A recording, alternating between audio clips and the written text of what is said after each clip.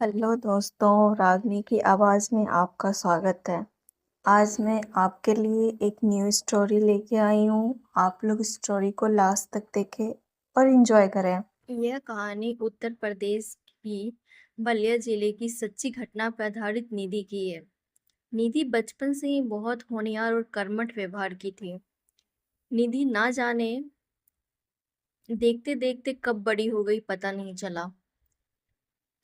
जब बड़ी बेटी बड़ी हो जाती है तो हर माँ बाप को उसकी शादी की चिंता सताने लगती है। तभी उसके पिता ने पत्नी से अपनी बेटी के लिए दो लाइन कहते हैं। एक मीठी सी मुस्कान है बेटी, यह सच है कि मेहमान है बेटी, उस घर की पहचान बनने वाली जिस घर से अनजान है बेटी। एक दिन माँ बाप ने निधि से शादी करने की बात करती है। निधि तो पहले शादी से इनकार कर दी। उसे अभी पढ़ाई करनी थी और एक अच्छी नौकरी लेनी थी। लेकिन वक्त और उम्र रुकती कहाँ है। माँ बाप के उम्र भी काफी हो गए थे। हेल्थ भी उनका ठीक नहीं रहता था। पर क्या ही कर सकते थे, शादी तो करनी थी। फिर लड़का देखने की बात अपने रिश्तेदार सबको बता देती है। फिर निधि के लिए शादी के लिए रिश्ते आने लगते हैं। एक दिन उसके मौसा जी ने एक रिश्ता लेकर आया। लड़के वाले अच्छे पैसे वाले थे और लड़के भी देखने में भी अच्छे थे।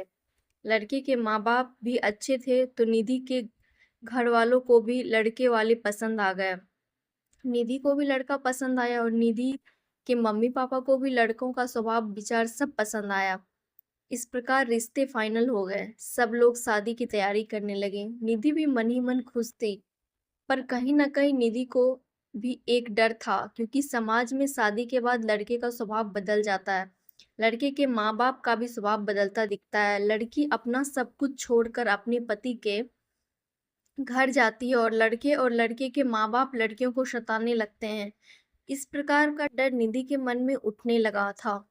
शादी हो जाने के बाद कुछ दिन के बाद निधि को एक बेटा और एक बेटी भी हो जाता है और निधि अपने परिवार के साथ खुश होकर रहने लगती है। शादी की शुरुआत में तो उसके पति का स्वभाव तो बहुत अच्छा था और वह निधि को बहुत ध्यान रखता था, उसका केयर करता था, उनके हर बातों का ध्यान रखता था। शादी के कुछ वर्षों के बाद उनके पति का अपने पत्नी के प्रति व्यवहार बदलने लगा।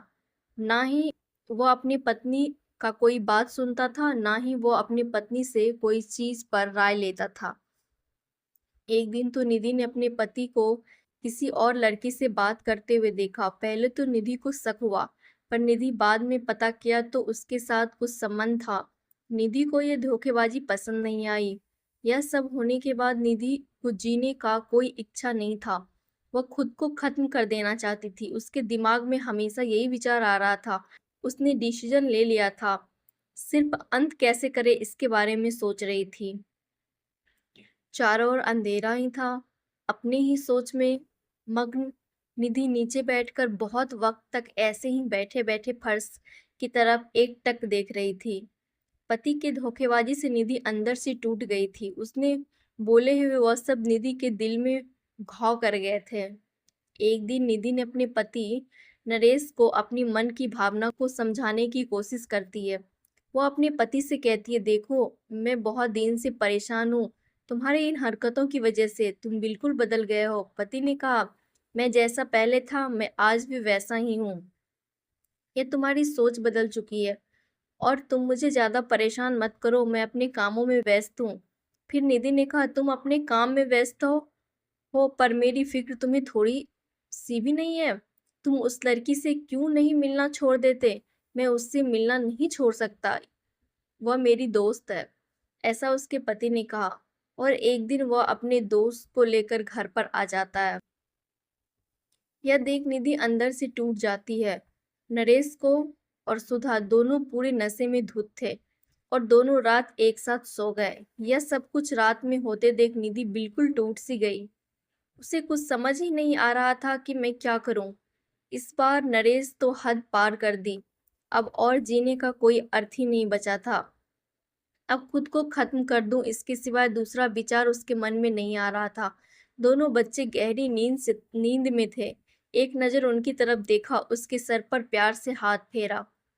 आंखों में आंसुओं की धारा बहने लगी थी। उसके मन में एक दृढ़ निश्चय किया था। वो रात को 2 बज रहे थे। एक तरफ बहुत सन्नाटा था और वह धीरे से उठी और दूसरे रूम में गई। गले में फांसी का फंदा डालने ही वाली थी, तभी कुछ गिरने का आवाज आया। निधि का 2 साल का बेटा जोर जोर से रोने लगा। उसी क्षण निधि के 6 साल की बेटी चिल्लाने लगी, मम्मी छोटू बेड के ऊपर से नीचे गिर गया, तुम कहाँ हो?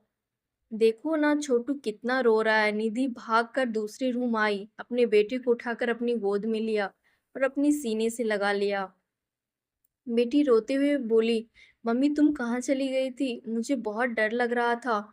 तुम हम दोनों को छोड़कर कहीं मत जाना, मुझे अकेले से बहुत डर लगता है।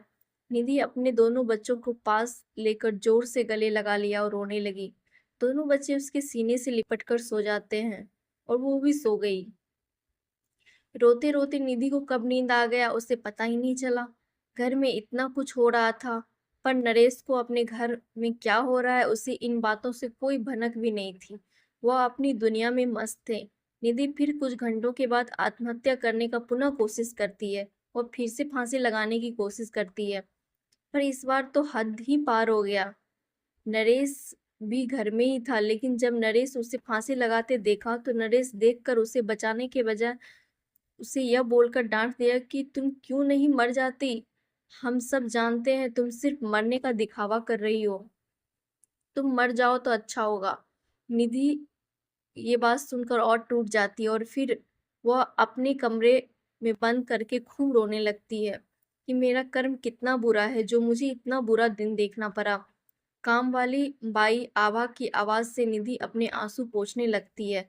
अरे मैडम, आपने बाहर का गेट खुला ही छोड़ दिया था। अरे मैडम, क्या हुआ? अभी तक आप सोई हुई हो? तबीयत तो ठीक है ना? वो खुद को संभालते हुए बोली, हाँ थोड़ा तबीयत ठीक नहीं है। घड़ी में वक्त देखती हूँ तो 8:30 बजे थे। आज तुम्हें आने में इतनी देर क्यों हो गई? मैडम, चौथी गली में मेहता जी रहते हैं ना, उनकी बहू ने फांसी लगाकर आत्महत्या कर ली। 2 बच्चे हैं उनके। उनकी एक 10 साल की बेटी और 6 साल का बेटा है। यह सुनकर निधि के कलेजे को धक्का लगा। अपनी साड़ी ठीक करके उससे पूछा, कब हुआ? आभा ने बोला, रात को हुआ मैडम। मैंने ऐसा सुना है कि उनके पति की दूसरी औरत से संबंध थे। कमबख्त अभी तक नहीं आया।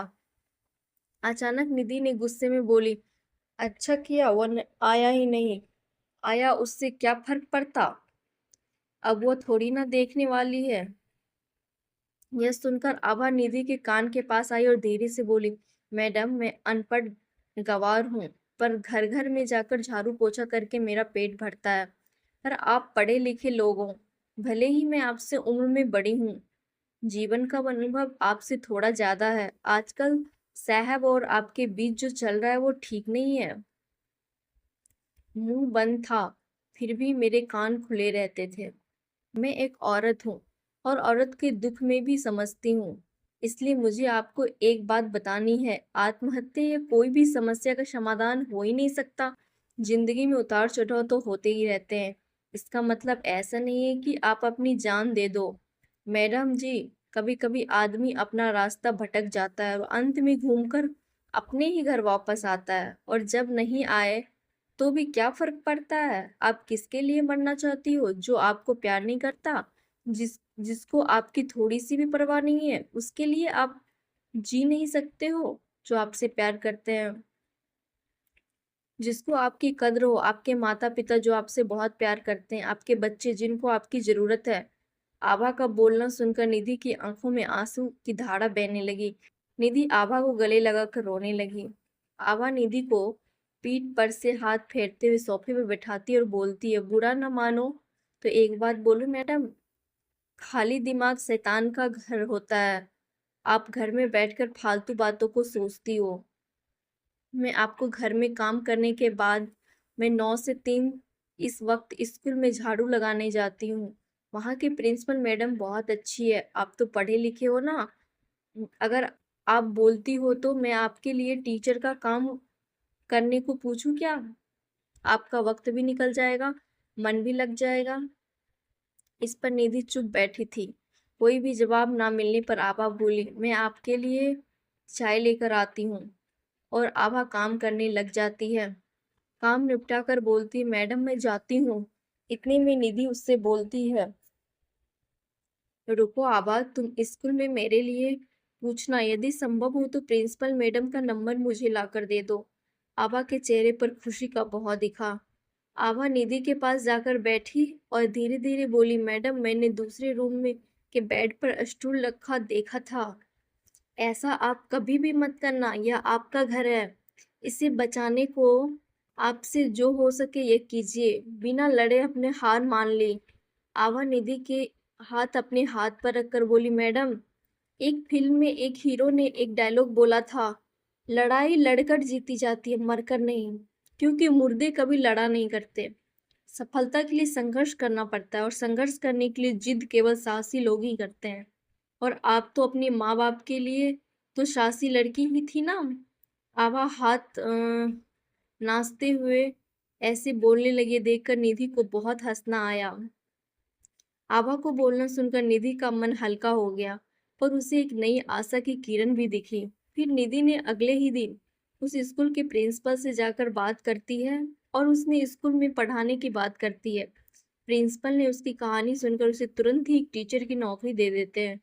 फिर निधि ने अपने बच्चे को संभालना और स्कूल में जाकर बच्चों को पढ़ाना और अपने एग्जाम की तैयारी भी शुरू कर दी। इस प्रकार निधि की जीवन जो नकारात्मक ऊर्जा से भर गई थी वो फिर से जीना शुरू कर देती है और फिर से उसके जीवन में और उसके बच्चों के जीवन में खुशियां वापस आ जाती है। पर निधि फिर भी अपने पति के व्यवहार से परेशान थी। पर अब उससे अपनी पति का कोई मतलब नहीं था, लेकिन वह अपने बच्चों के भविष्य के लिए चिंतित रहती थी। या बात को लेकर वह अपने मम्मी पापा और नरेश के मम्मी पापा को भी बताया। सभी लोगों ने निधि का साथ दिया और नरेश को उस लड़की के साथ छोड़ने के लिए बाध्य किया। लेकिन पंकज उस लड़की को छोड़ना नहीं चाहता था। अतः मैं निधि ने अपनी बुद्धि और समझदारी से अपना कदम उठाया। उससे वकील को अपने घर बुलाया और उसने नरेश को हमेशा के लिए छोड़ देने का निर्णय लिया। कोर्ट में भी निधि की जीत होती है और वह उस नरेश को तलाक लेकर अलग हो जाती है। फिर निधि अपने और अपने बच्चों के साथ खुशी खुशी रहने लगती है। भगवान ना करे ऐसा पति किसी को दे। दोस्तों, पति पत्नी का रिश्ता यह बहुत स्नेही होता है। भगवान को यही दुआ करती हूँ कि कोई भी पति पत्नी के जीवन में ऐसा मोड़ नहीं आना चाहिए। अगर आया भी तो आत्महत्या इसका इलाज नहीं है। जीवन में कोई भी समस्या का आत्महत्या या समाधान हो ही नहीं सकता। दोस्तों, कहानी पसंद आई हो तो लाइक और अपने दोस्तों से शेयर करना मत भूले। Thank you so much.